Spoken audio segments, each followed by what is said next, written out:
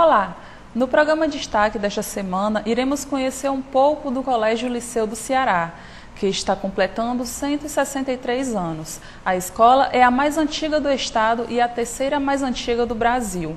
Eu recebo hoje Carlos Alexandre Gomes de Castro, ex-liceísta, presidente do Grêmio do Liceu do Ceará no ano de 2004, presidente do Conselho Escolar do Liceu do Ceará no ano de 2006, a meados de 2008 e atual assessor do Núcleo Gestor e vice-presidente do Conselho Escolar do Liceu do Ceará. Obrigada, Carlos Alexandre. Por nada, Messi. O Liceu ele completou 163 anos no dia 19 de outubro. Ele pertence ao patrimônio público estadual. Qual a importância do colégio para o Ceará? A importância do Liceu é grande. Pelas figuras de destaques que estudaram lá, tá certo? O Liceu é um patrimônio público estadual, mas também é um patrimônio nacional, pelas pessoas que estudaram, que hoje tem um enorme destaque em todo o Brasil. Pessoas como Bezerra de Menezes, Lúcia Alcântara, Beniveres, Parsifal Barroso, entre outros que estudaram no Liceu e hoje são figuras conhecidas em todo o mundo, né? E o Liceu formou muita gente, continua formando pessoas que daqui a algum tempo virão se destacar no cenário nacional, local e internacional. Como o Liceu ele foi implantado aqui no Ceará? Aqui em Fortaleza, já existia em outros estados? Não, o Liceu foi o primeiro aqui no estado do Ceará, né? Foi implantado em 1844, na Lei 304, do então governador da província, José Maria Bittencourt, né? E foi inaugurado em 19 de outubro de 1845, tornando-se a terceira escola mais antiga do Brasil. O prédio é centenário. Desde o início, ele sempre funcionou na Praça Gustavo Barroso? Não, o Liceu já funcionou em vários locais, né? Como lá onde hoje é o 5º Quartel Militar, onde hoje também é o prédio da Santa Casa, né? E atualmente hoje funciona lá no velho casarão da Jacarecanga, desde 1935 ele funciona lá na Praça Gustavo Barroso. Quais os critérios de seleção antigamente para a escolha dos alunos? Era privilégio da elite? Como era feita a escolha? Antigamente era um privilégio, assim, tinha um teste de seleção, mas era privado ao pessoal da elite. Era nos turnos, manhã e tarde, o colégio tinha muita elite, né?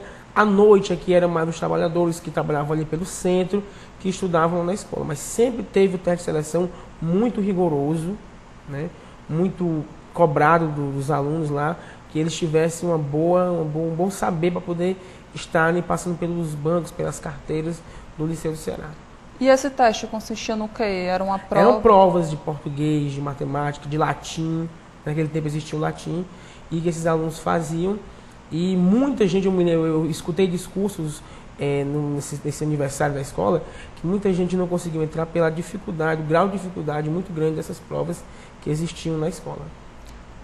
Passar no liceu era como se alguém fosse aprovado no vestibular. Isso. Existia uma comemoração muito grande. Naquela época já existia trote. Como era administrado isso? Existiam muitos trotes. Eu também nessa comemoração do aniversário tive que escutar muita coisa, muito trote que faziam com os alunos, né, com essa galera toda. Era um vestibular disfarçado, porque o liceu era uma escola muito concorrida, né? Todo mundo queria estudar no liceu, queria passar pelo liceu pela tradição que a escola tinha, né, pelo ensino de qualidade que a escola tinha, né, pela valorização do professor naquele tempo. E as pessoas, os jovens que estudavam naquele tempo, queriam fazer parte do liceu. E quando a galera passava lá, o trote era uma coisa que era corriqueiro, né? O trote lá, a galera passava por muitos trotes, e muitos trotes que ficaram marcados lá. Houve muita gente contando muitos trotes acontecendo, um negócio de jogar ovo, né? Muita coisa lá foi, né, contado nesses anos todos de história da escola. Os alunos entravam no colégio com fardamento completo, né? Calça, camisa, tinha que ter 7 botões fechados. Existia algum tipo de punição caso eles violassem esta regra? Quem fiscalizava isso? Nesse tempo, como hoje também, os alunos tinham e têm que vir com o uniforme completo. Mas naquela época era muito rigoroso a questão, né, do botão, o tamanho da saia da menina, né? Esse trabalho era feito pelos B10, né, que ficavam lá circulando a escola, na entrada conferindo o material, e muitas vezes também pelo próprio diretor, né? Eu me lembro lá uma liceísta contando o depoimento dela, do professor Ademar Batista, que conferia de sala em sala o fardamento completo, tanto dos alunos quanto das alunas, né, para saber se a barra da saia da menina estava correta, né, se as estrelas, que antigamente a farda antiga tinha estrela para dizer o turno e o ano que a pessoa estava. Estavam todos corretos, a farda estava limpa, né? Então a severidão nesse tempo era muito... a repressão nesse tempo do diretor, dos B10, era muito grande em cima dos alunos na questão da farda. Então a identificação dos alunos era feita através da farda, que constava... Farda, isso, constavam lá as estrelas com a série que o aluno estava fazendo e o turno que ele estudava. Era como hoje em dia é o colégio de bombeiro, né? Se você fosse encontrado no local, gazeando aula, a pessoa no meio da rua ligava para o diretor tomava as providências de suspensão, advertência e até o desligamento do aluno da escola por conta da cabular a aula. Naquele tempo não era uma coisa muito corriqueira por causa disso, que o liceu era muito conhecido, a farda do liceu era um destaque. Então, onde os alunos eram vistos, era denunciado para o diretor, para a direção da escola, e eles tomavam as providências cabíveis acerca do fato. Durante muito tempo, o liceu ele foi restritamente para o ensino masculino. A partir de que época ele passou a ser ensino misto? Eu acho mais ou menos na década de 50, ele passou a ser o ensino misto, apenas em um turno. Né? No turno manhã, eram apenas homens. Né? No turno tarde, foi quando foi inserida a primeira turma de mulheres no liceu. Né? Foi assim, um grande frisson naquele tempo, porque o liceu não permitia ainda as mulheres, né, um preconceito muito grande com as mulheres, e foi tomada essa medida da inclusão das mulheres, e foi um ato de muito, né,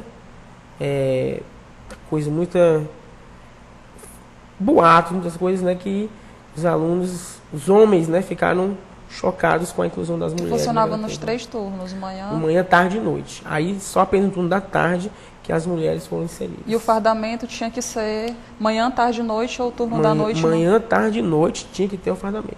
Certo. Os professores eram os melhores do Ceará. De que forma eles eram escolhidos? Qual era o critério de seleção?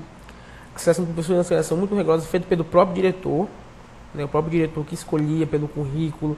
Né, nesse tempo, os professores eram muito valorizados, muito conhecidos. Então, assim, os melhores eram chamados pelo diretor, o diretor fazia uma prova com eles, oral, prova escrita, e aí eles eram recrutados para conduzir e ministrar as aulas lá no liceu.